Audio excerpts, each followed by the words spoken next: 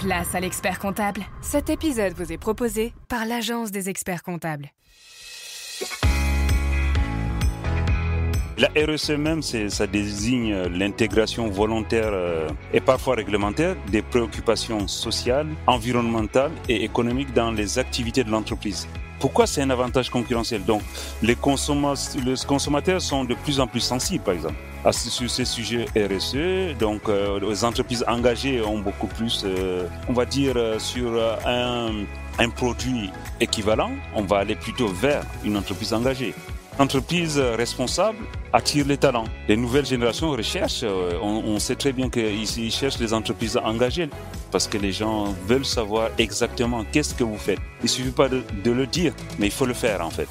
Dans Place à l'expert comptable, je vous invite chaque mois à découvrir un expert comptable qui partage sa vision et ses conseils pour propulser et optimiser nos entreprises. Je suis Rudy Brovelli, fondateur et dirigeant de l'Agence des experts comptables, une agence de communication spécialisée auprès des experts comptables. Dans ce podcast, découvrez comment nous allons apprendre à transformer notre quotidien et mieux gérer nos entreprises grâce aux conseils d'experts comptables, de la gestion, trésorerie, pilotage, optimisation, rentabilité et j'en passe. Mon objectif, vous montrer le vrai rôle de l'expert comptable au-delà des chiffres. Et maintenant, place à l'expert comptable. J'ai le plaisir d'accueillir ce mois-ci Ismaël Moussa, expert comptable et fondateur du cabinet ICK Impact. Ismaël accompagne les entreprises dans l'intégration des données extra-financières pour mesurer et améliorer leur impact. Son cabinet va au-delà des missions traditionnelles en alliant l'expertise comptable et la durabilité. Ancien volleyeur de haut niveau, il a su transformer son expérience en une approche engagée et innovante. Il porte aussi des actions éducatives en Afrique via son association Espoir Afrique. Écoute Ismaël, merci beaucoup d'avoir accepté mon invitation. Merci à toi Rudy, c'est avec plaisir. Écoute, le plaisir est aussi grandement partagé. Moi, j'ai souhaité ta participation au podcast Place à l'expert comptable pour nous expliquer les enjeux de la RSE. Avec ces contraintes et ces opportunités pour nos entreprises. Comment cette démarche, bien au-delà de la simple conformité, peut-elle se traduire par un avantage compétitif tangible? Saviez-vous que 73% des entreprises qui adoptent des pratiques RSE rapportent une amélioration de leur image et 63% une augmentation de leur fidélisation client. En effet, les entreprises peuvent transformer les défis de la RSE en opportunités de développement durable. Quelles pratiques peuvent aider à surmonter les coûts initiaux et sa mise en place pour finalement accéder à des avantages à long terme? L'objectif de cet épisode est de dévoiler comment la RSE peut devenir un levier de compétitivité et de durabilité. Quels sont les gains réels pour nos entreprises qui intègrent la RSE dans leur stratégie? Comme tu l'as compris, Ismaël, on a besoin de tes conseils d'experts comptables et même, je dirais même plus, d'experts en RSE. Comment tu souhaites aborder cet épisode? Alors, cet épisode va être un peu plus pratico-pratique. Donc, l'idée, c'est de déjà poser le cadre, donc définir ce que c'est que la RSE, après voir en quoi ça peut être une contrainte et de l'autre côté, une opportunité pour les entreprises. C'est ça. C'est vrai que c'est intéressant ce que tu dis sur la définition de la RSE parce que, en fait, ça veut tout rien dire. Les gens me disent, tiens, je fais ça, je fais de la RSE. Tiens, je fais ça, je fais de la RSE. Et en fait, au bout du compte, je vais être clair avec toi, à part, l'abréviation de RSE, responsabilité sociétale et environnementale, mais à part ça, en fait, je sais pas trop, en fait, à quoi ça sert et qu'est-ce que ça va permettre de faire. Donc, ça sera intéressant d'échanger avec toi sur ça. Tout à fait. Bon, c'est vrai qu'on en parle beaucoup. Il y a beaucoup d'acronymes dans ce que on va dire globalement la durabilité. Mais la RSE même, ça désigne l'intégration volontaire et parfois réglementaire des préoccupations sociales, environnementales et économiques dans les activités de l'entreprise. Donc finalement, toutes les entreprises font de la RSE en fait. D'accord, dans les activités de l'entreprise. Dans les activités. Donc les entreprises sont invitées à penser leur impact global, c'est-à-dire au niveau social par exemple, c'est le respect des droits de l'homme, le bien-être des salariés, la diversité, Donc, tout le monde le fait, en fait, finalement. Ouais, juste pour comprendre un truc, quand on développe ça, est-ce que ça va pas impacter le but de l'entreprise premier, c'est le chiffre d'affaires, de développer le chiffre d'affaires. Tu vois ce que je veux dire par rapport à ça? En fait, c'est pas antinomique, les deux peuvent aller. Donc, c'est pour ça qu'on va voir qu'il y a la partie réglementaire. C'est vrai qu'il y a, en fait, on va dire, c'est souvent imposé sur certains types d'entreprises.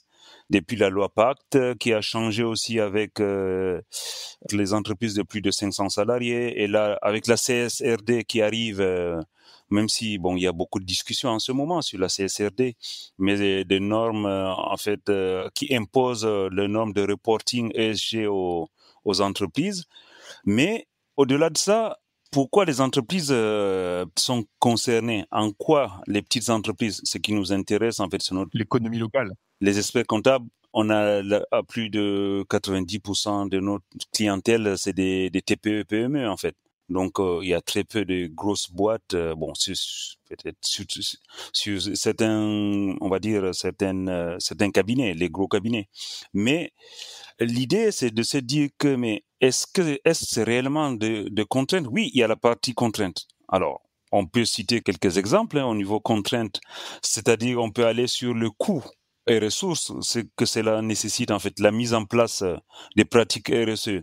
Par exemple, il faut embaucher des experts, former ces équipes, donc ça a un coût. On peut aller aussi sur des investissements plus durables. Donc, quand on investit sur du matériel qui est plus durable, souvent ça a un coût au départ. Donc, il faut l'amortir. Un coût supplémentaire, plus cher. Plus cher, ça coûte plus cher à l'achat, mais on va dire au fil du temps, ça va.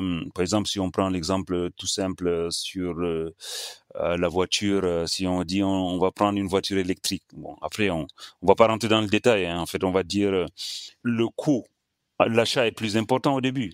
Mais si on le garde pour plusieurs années, on va amortir cela et puis ça va être moins. Ça sera pas un coût, mais plutôt un gain par la suite. Donc là, ce sont des contraintes ou l'obtention de labels. Il y a des entreprises qui peuvent le label B Corp, par exemple, label Lucie. En fait, il y a plusieurs labels pour être labellisé. Donc, c'est des dépenses. Ce sont des dépenses qui viennent peser sur l'entreprise. On va dire au début. Il y a aussi. Mais toi, tu le vois comme une dépense ou comme un investissement? Non, pour moi, c'est un investissement, en fait. Mais les entreprises, au départ, il y a des chefs d'entreprise qui me disent, oui, mais bon, c'est quand même, ça a un coût, tout ça. Mais après, le plus important, c'est de leur montrer que c'est pas une dépense, mais plutôt un investissement. Donc, à moyen et à long terme, c'est un investissement. Et on le prouve aussi, il faut leur donner des exemples concrets. Alors, il y a aussi le point sur la complexité de mise en œuvre, parce que ça veut dire qu'il faut identifier des indicateurs clés des performances, par exemple, donc on appelle KPI, par exemple, qu'on retrouve aussi en marketing, hein. Mettre en place un suivi rigoureux, donc tout ça, ça nécessite quand même un investissement. Il y a aussi la pression de la concurrence. Donc, les entreprises ils ressentent un peu une pression concurrentielle aussi. Le fait que les clients peuvent être tentés d'aller vers des entreprises qui sont plus avancées sur des sujets RSE. Donc, voilà. Donc, ça, c'est la partie contrainte, on va dire. Mais derrière ça, donc nous, on va dire que non, finalement, c'est pas du tout une contrainte, mais plutôt une opportunité.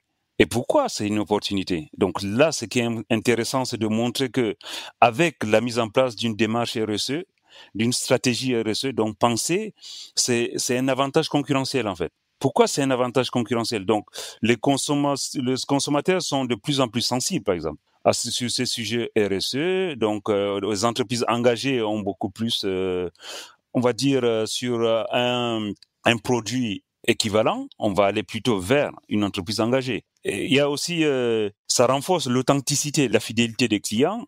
Et un point important quand même, c'est la différenciation sur le marché. Donc parce que sur le marché, on a besoin de se différencier. Parce que si on fait tous la même chose, finalement, il n'y a pas de valeur ajoutée. Donc voilà. Donc oui, c'est le prix. Ouais. Donc là, voilà, ça c'est un point.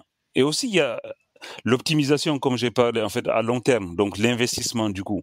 Donc, ce qu'on voyait avant dans les contraintes comme un coût, finalement, c'est un investissement.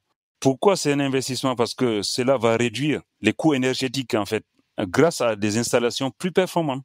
Parce on aura choisi un équipement qui est beaucoup plus performant et durable en fait. Donc finalement, il y a un gain pour l'entreprise. Il y a l'optimisation des ressources, parce que comme par exemple, on peut partir sur la gestion des déchets, l'économie circulaire. Il y a aussi la non-conformité aussi. Par exemple, si on voit qu'on est une entreprise qui fait pas ce qui est demandé par la norme, on est sanctionné. Il y a des sanctions. Il y a une amende qui peut être Par l'État. Par l'État, oui. L'État au niveau des entreprises.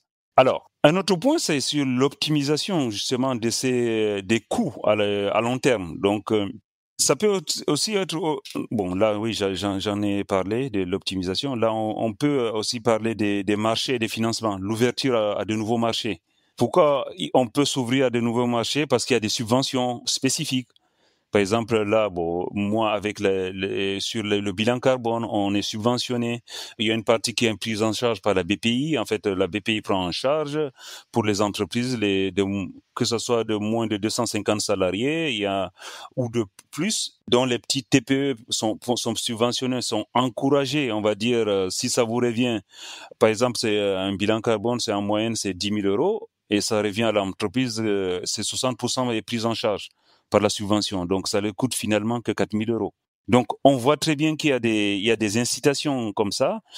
Et aussi, ça conditionne aussi des crédits spécifiques. Par exemple, la BPI, il y a des entreprises parce qu'ils ont leur étape de décarbonation, donc ils ont l'ouverture au changement de matériel, tout ça, il y a des frais qui sont ouverts en fait. Finalement, ça ouvre et ça permet aussi, par exemple, des appels d'offres, de répondre aux appels d'offres, parce qu'il y a des engagements RSE qui sont inclus dans les appels d'offres. Dans l'appel d'offres. Ouais, dans l'appel d'offres maintenant. Il y a plusieurs appels d'offres. Il y a des exigences au niveau des engagements RSE. Donc ça, c'est un point important pour les boîtes qui à la recherche de financement. Un autre point aussi, c'est très intéressant, c'est l'engagement des collaborateurs. L'engagement des collaborateurs qui, du coup, ça parle de l'attractivité. Donc, une entreprise responsable attire les talents. Les nouvelles générations recherchent, on sait très bien qu'ils cherchent les entreprises à engager les nouvelles générations parce que le fonctionnement, c'est qui marchait avant en fait, parce que on a connu avant les codes de l'ancienne génération, c'était travail. En fait, vous faites ça, vous travaillez, vous taisez et ça marche plus en fait avec la nouvelle génération. Donc la nouvelle génération veut savoir ce qu'elle fait et pourquoi elle le fait. Et il faut être capable de leur donner des réponses parce qu'ils sont faut se méfier, ils sont très sensibles et sensibilisés à la cause environnementale et sociale. Ah mais je te rejoins sur ça. Ça me fait penser à une histoire que j'ai vécue il y a quelques années de ça où on avait l'habitude en fait de prendre des étudiants en deuxième année sur des stages de fin d'année dans une université. Et lors d'un speed dating, en fait, la personne en fait, c'était une fille de mémoire. Et donc elle avait 20 ans. Et en fait, elle m'a posé une question où j'étais incapable d'y répondre. Et à 20 ans, moi, je pensais pas du tout à se poser ce type de questions d'entreprise. Donc, elle me sort la question suivante. Donc, nous, on est une agence de com. Elle me dit, quel impact a votre société sur la planète? Voilà. Et là, je suis resté comme un con. Tu viendras me voir, on va travailler sur l'agence va travailler sur son impact environnemental et social. Ouais, j'ai cogité en fait rapidement en disant attends, c'est quoi cette question? Et je lui ai dit mais pourquoi cette question? Elle me dit mais pour moi c'est hyper important de comprendre un petit peu quel impact a votre société dans la planète. Je parle déjà de planète, je parle pas déjà de local, je parle de planète. Hein. Et j'ai dit mais ça change quoi? Elle me dit mais moi c'est je choisirais, on parle d'un stage, on parle pas d'un job. Hein. Je choisirais mon stage dans une entreprise où je me sens vraiment aligné avec les valeurs, avec tout ce que ça peut dégager sur cette approche-là. Et waouh, ça m'a scotché. Mais après, ça m'a fait, comment dire, cogiter, en fait, et ça remonte à quelques années, hein. Donc, ça m'a fait cogiter en disant, bah là, il va y avoir, en fait, un changement de paradigme dans la tête des gens, en fait, sur, comme tu disais, les gens viennent plus que pour un travail, ils viennent pour toute autre chose, dont cette partie, comment dire, durabilité, environnementale, sociétale, etc. Donc ça, c'est vrai que c'est intéressant, en fait, de parler de ça, ouais. Oui, parce que bon, en fait, moi je le vois aussi moi je vois pas mal d'étudiants, je participe à pas mal d'événements, tout ça. Donc, par exemple, j'ai eu les cas avec le business game qu'on organise un peu partout dans des régions. On était dans une école avec plusieurs écoles qui travaillent c'est des écoles supérieures de comptabilité en fait, qui travaillent sur que la mise en place d'un business plan, tout ça. Il y a des jeux il y a un vainqueur à la fin entre des différents établissements.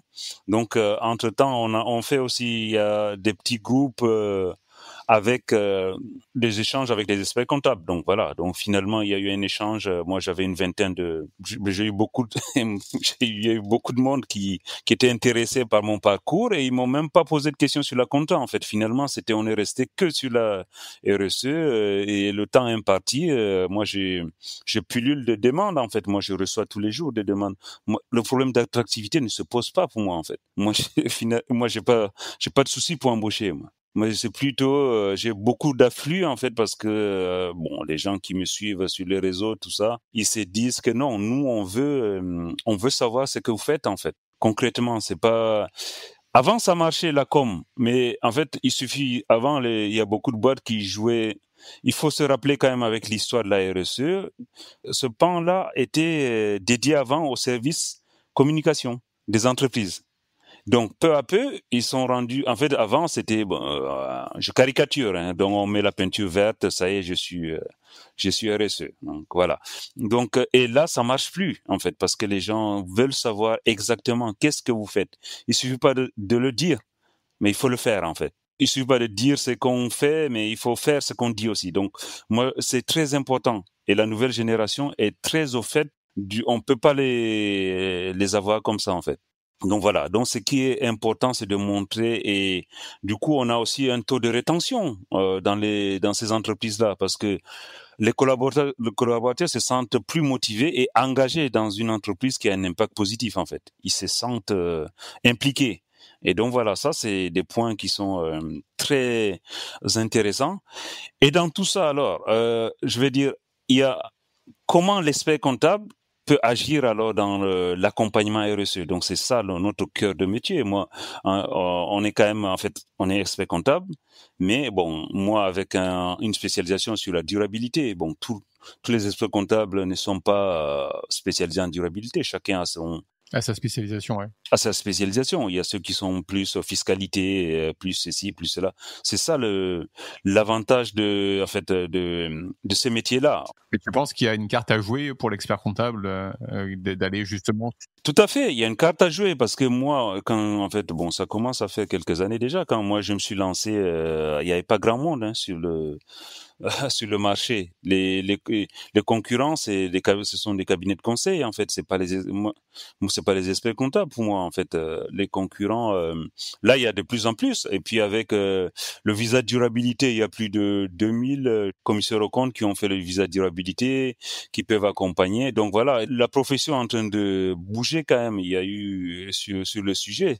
C'est très bien. Donc, comment concrètement on peut agir pour nos clients, en fait, ou les prospects? Parce que moi, les clients que j'ai, c'est pas toujours, mais en fait, au niveau de la durabilité, hein, c'est pas toujours. Ils peuvent avoir le respect comptable et rester avec. Mais moi, on travaille sur la partie conseil, en fait. Moi, je cherche pas à récupérer un client, non, d'un confrère ou d'une consoeur. L'idée, il peut rester après, mais on peut travailler sur ce point-là à part, en fait. Donc voilà. Il faut déjà, il y a une partie qu'on peut faire, c'est quoi? Il y a l'audit et le conseil. Donc ça veut dire quoi? On peut réaliser un diagnostic déjà. Et déjà, il est important de réaliser un diagnostic RSE. Bon, moi, sur mon site, c'est gratuit. On peut aller faire je t'invite à aller, hein, tu peux faire ton diagnostic RSE pour savoir un petit peu où t'en es. Ça donne ta maturité RSE. Donc, pour moi, c'est une partie qui est gratuite. Sur mon site internet, on peut le faire. Et ça permet déjà de savoir où on en est, où on se situe par rapport c'est la norme ISO 26000 en fait, qui est la norme de référence sur les questions RSE. À partir de là, on peut identifier les axes prioritaires d'amélioration sur lesquels on peut travailler et faire une proposition sur les comptes, sur ces axes-là en fait, qu'on peut mettre en place. Donc, il y aura un suivi après. On aura un suivi pluriannuel. Parce que l'idée, c'est pas... On fait pas la RSE pour faire quelque chose. C'est pas un bilan comptable, quoi. C'est pas un one shot. Et ce que je veux dire, L'idée, c'est de mettre en place... ça travaille sur la durée, quoi. Sur la durée, de partir à un point A, on sait où on en est. L'année d'après, on parle de la recherche d'une amélioration continue, en fait. Un autre point, l'expert comptable peut aider à mesurer et à faire le reporting, parce que avec par exemple, la CSRD qui arrive, il y a besoin de faire des rapports de durabilité. Donc, l'expert comptable est en mesure de mettre en place ce rapport de durabilité-là. Même si on n'a pas l'obligation à ce niveau-là, les petites entreprises qui n'ont pas cette obligation, ils peuvent mettre en place quand même quelques indicateurs RSE, ils peuvent choisir des indicateurs RSE pertinents et les suivre pour garantir la transparence des informations en fait qu'ils publient, parce qu'il suffit pas de dire je fais ci, je fais ça, mais l'idée aussi c'est d'appuyer avec des chiffres en fait. Donc dans ce cas-là, on peut faciliter les relations avec les investisseurs et les tiers. Donc ça c'est le point de la mesure et du reporting. Et le troisième point, c'est que l'expert comptable peut aider à l'optimisation fiscale et financière. Donc pourquoi ? Parce qu'il y a des crédits d'impôt qui sont alloués à l'innovation durable. Donc ça, l'expert comptable peut dire bon, il y a des fonds il y a des fonds verts, il y a plein qui sont là à disposition. Si vous faites ça, en fait là, on rentre dans notre métier de conseil et d'optimisation fiscale. Bon, parce qu'on a besoin de ça. Et il y a aussi les subventions sur des projets à impact environnemental et social. Il y a des subventions qui sont données. Donc voilà. Ok, l'entreprise peut se faire et accompagner financièrement en fait de la part de l'État ou de la part d'institutions privées ou publiques, qui lui permet en fait, comment dire, de mettre un premier pied en fait dans la RSE, c'est ça ?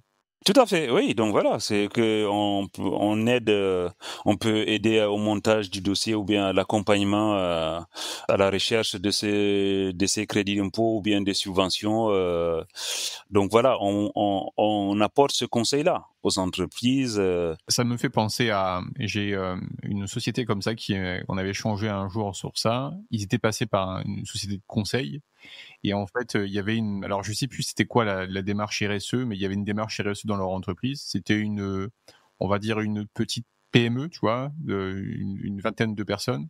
Il y avait une démarche de RSE et en fait, ils m'ont indiqué qu'ils avaient pu utiliser le dispositif PCRH, qui leur a permis en fait d'avoir une prise en charge au travers de leur OPCO, qui leur a permis, je veux dire, alors j'ai plus le chiffre en tête, mais c'était quand même assez significatif. De leur poche, ils ont vraiment pas payé grand chose grâce à ce dispositif. Alors je ne sais pas si à ce jour on enregistre le podcast, c'est toujours.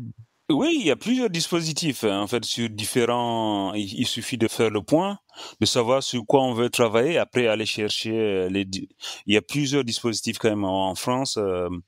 On peut être fier de ces dispositifs-là, en fait, de la mise en place de ces dispositifs-là.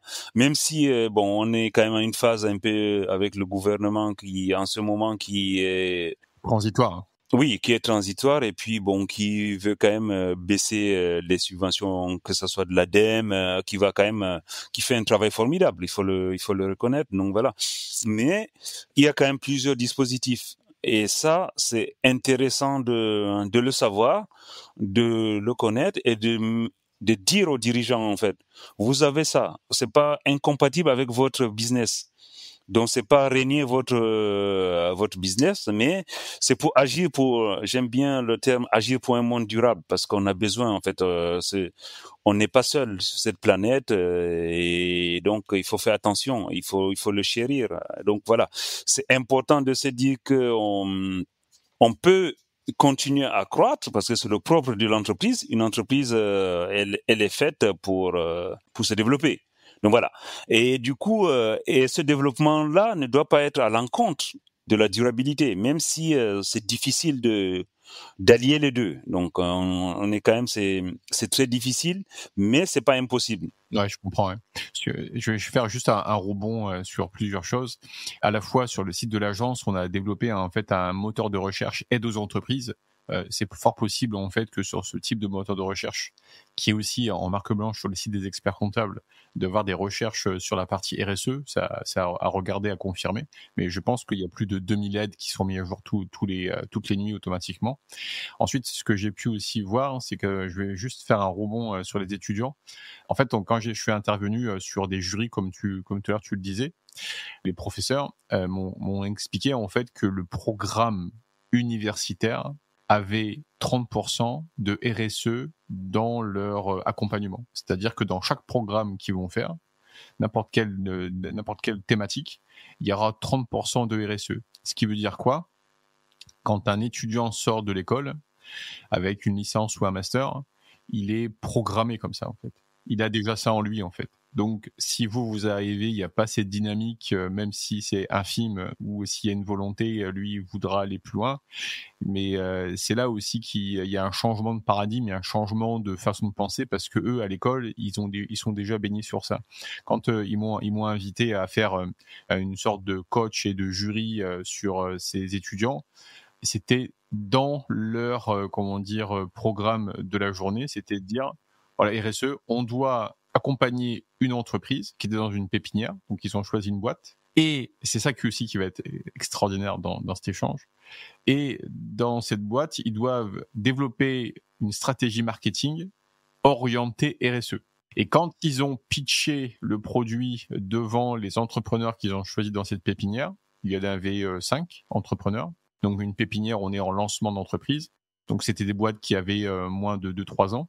Il y a plus de la moitié des entrepreneurs qui ont demandé c'est quoi la RSE. Tu vois, Oui. Il y a un gros travail à faire. Ce que je veux dire, c'est qu'il y a un gros travail à faire. Oui, c'est pas, on est loin du compte, hein, mais les choses avancent, mais il y a encore, souvent on a besoin de simplifier. Il y a un besoin de simplification, on va dire, de sensibilisation, de simplification. Bon, là, il y a un problème en ce moment avec la CSRD, les entreprises. Il y a un lobbying aussi anti-CSRD qui se monte au niveau européen avec des pays comme l'Allemagne et autres. Mais bon, c'est vrai que faut pas que ça soit conçu comme une usine à gaz. C'est important de simplifier pour que tout le monde parle. Moi, je suis je suis contre les grosses théories. Moi, il faut que ça soit pratique. Moi, je veux que des choses pratico-pratiques. Donc voilà, ça. Pratico-pratique. Oui, il faut que ça parle à tout le monde, quoi. Oui, que ça parle à tout le monde. C'est pas il faut pas faire un dialogue d'experts. Ça sert à rien en fait. Ça fait pas avancer les choses. Donc le plus important, c'est de rendre accessible ce qui est compliqué. Donc c'est le plus dur en fait. Quand on parlait entre experts, c'est facile parce qu'on parle le même langage en fait. Mais l'idée de dire que bon, moi je suis dirigeant d'une petite PME, mais la RSE pour moi, ça me parle pas. Concrètement, au quotidien, comment je peux le faire par rapport à mon activité. C'est ça qui est intéressant. C'est ça qui est intéressant, le fait de l'appliquer au quotidien, de se dire non, c'est pas les concepts abstraits, ça sert à rien. Donc voilà. Globalement, donc si on veut résumer un petit peu, c'est pour dire que la RSE, elle peut être perçue comme une contrainte au départ, mais ça représente une formidable opportunité lorsqu'elle est bien intégrée. Tout dépend de la manière donc que l'entreprise s'approprie cette démarche-là. Et le plus important, c'est le passage à l'action. Mais c'est ça. Oui, c'est comme tout. Ouais. Mais ce que je comprends, en fait, c'est que cette partie RSE, et je pense que tu l'as bien expliqué dans cet échange, c'est pas quelque chose, en fait, que tu crées comme ça en disant, tiens, on va créer la RSE maintenant, tout de suite maintenant, et puis c'est terminé, quoi. Non, en fait, tu travailles aujourd'hui pour demain, en fait, c'est ça. C'est ça, tout à fait. Puis même au-delà de dire travailler aujourd'hui pour demain, je dirais que la RSE, c'est une sorte d'art de vivre. Ça fait partie de l'ADN, des valeurs de l'entreprise, non? Oui, tout à fait. Ça fait partie de la valeur des entreprises. Bon, il y a maintenant même des entreprises qui se créent, des entreprises à mission qui rajoutent avec des raisons d'être. Des raisons d'être dans ce statut. Après, on n'est pas obligé d'être entreprise à mission. Hein. Moi, mon cabinet ICK Impact, j'ai choisi volontairement de pas être entreprise à mission, mais ma raison d'être est mise, c'est dans mes statuts en fait, la raison d'être dans les statuts. Donc voilà, il est important parce que pour moi, bon, c'est le plus important, c'est de faire ce qu'on dit et voilà, c'est pas que seulement dire ce qu'on fait. Donc, et Et l'accompagnement, donc pour les entreprises qui hésitent encore, l'accompagnement par un expert comptable, peut faire toute la différence parce déjà on a la maîtrise du côté financier et quand on le complète avec l'extra financier, mais ça fait, vous pouvez en tirer le meilleur parti, quoi. Donc, pour une entreprise, allez votre expert comptable qui a une sensibilité, qui maîtrise ce sujet RSE, et ça va compléter vraiment votre offre de service. Il y a des perspectives d'avenir. Même s'il y a des réglementations qui font que croître et tout ça, mais les attentes des parties prenantes sont grandes. En fait, on a bien vu là en discutant aussi par rapport aux jeunes qui veulent des entreprises qui vont vers des entreprises engagées, tout ça. Donc, c'est pas une option maintenant la RSE, c'est une nécessité. Et faut pas se mettre hors jeu en fait, tout seul. Donc, il faut prendre à bras le corps ce sujet. Et voilà, tout ira pour les meilleurs du monde possible. Moi, je vais juste terminer aussi. On a essayé avec l'agence de travailler sur la thématique RSE, sur l'actualité du mois, où en fait on fournit tous les mois une infographie qu'on met à disposition auprès des clients des experts comptables. Et c'est comme tu disais tout à l'heure, c'est de la sensibilité, c'est de la pédagogie sous forme d'infographie. Donc c'est très visuel, c'est digeste à la lecture, c'est simple, c'est pratique. Si les gens veulent aller plus loin, ils ont le texte sur ça. Et ça, voilà, s'il y a un intérêt, je vous invite à aller sur le site de l'agence dans la partie actualité. Vous pourrez aller voir. Et ça, c'est possible aussi, bien sûr, de le mettre sur les sites des experts comptables en marque blanche pour donner une dynamique à vos clients, montrer que votre expert comptable ou que votre expert comptable va au-delà des chiffres. Alors, on ne dit pas qu'il est expert en RSE, mais on dit qu'il a cette dynamique de donner une vision. Il peut l'être s'il se donne le moyen. Il a envie, s'il souhaite. Moi, je suis parti dès le départ. Mon cabinet s'appelle ICK Impact. Je l'ai annoncé dès le départ, en fait, de la création de mon cabinet. Ouais, dès le départ, tu voulais aller dans cette orientation-là. Oui, c'est ce que je voulais faire. Et voilà, on peut le faire, un expert comptable. Bon, après, ça demande c'est un investissement aussi. Donc, moi, il faut se former et puis se dire, et aussi aller rencontrer d'autres personnes, travailler avec d'autres. Moi, je travaille avec des partenaires qui n'ont rien à voir avec l'expertise comptable. Il m'arrive de travailler sur des missions avec des ingénieurs, je travaille avec des chercheurs, des anciens chercheurs. En fait, donc voilà, sur tel ou tel sujet. Oui, ça t'ouvre le champ des possibles, quoi. Voilà, c'est une ouverture vers le monde de demain. Excellent. Et si tu aurais un mot de la fin, ça serait lequel ? Bon. Allez-y, passez à l'action. Il y a plus de temps à perdre. Et nous sommes là pour vous accompagner. On est tous dans le même bateau. On peut pas faire marche arrière. Et pour les générations futures, on a besoin d'un monde beaucoup plus durable. Donc voilà. Donc, si on résumerait cet épisode en 5 points, je dirais que premièrement, la RSE n'est pas une contrainte, mais un levier de compétitivité et d'attractivité, comme tu l'as pu nous l'indiquer, Ismaël. Deuxième point, une entreprise engagée fidélise mieux ses clients et attire plus de talents. Troisième point, des subventions et financements existent pour faciliter la transition RSE. Quatrième point, une bonne stratégie RSE réduit les coûts à long terme et optimise la rentabilité. Et dernier point, l'expert comptable joue un rôle clé pour structurer et accompagner cette démarche. Top. Merci beaucoup Ismaël pour tes conseils. Avec plaisir. À bientôt. Bye. Bye bye.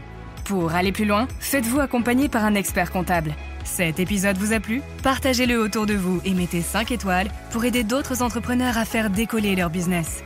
Quant à moi, j'aurai le plaisir d'accueillir le mois prochain Johan Stenberger, expert comptable. Il nous donnera ses conseils et le rôle de l'expert comptable dans le développement patrimoine professionnel et personnel. Si cet épisode vous intéresse, je vous donne rendez-vous le mois prochain. En attendant, prenez soin de votre entreprise. Bye bye.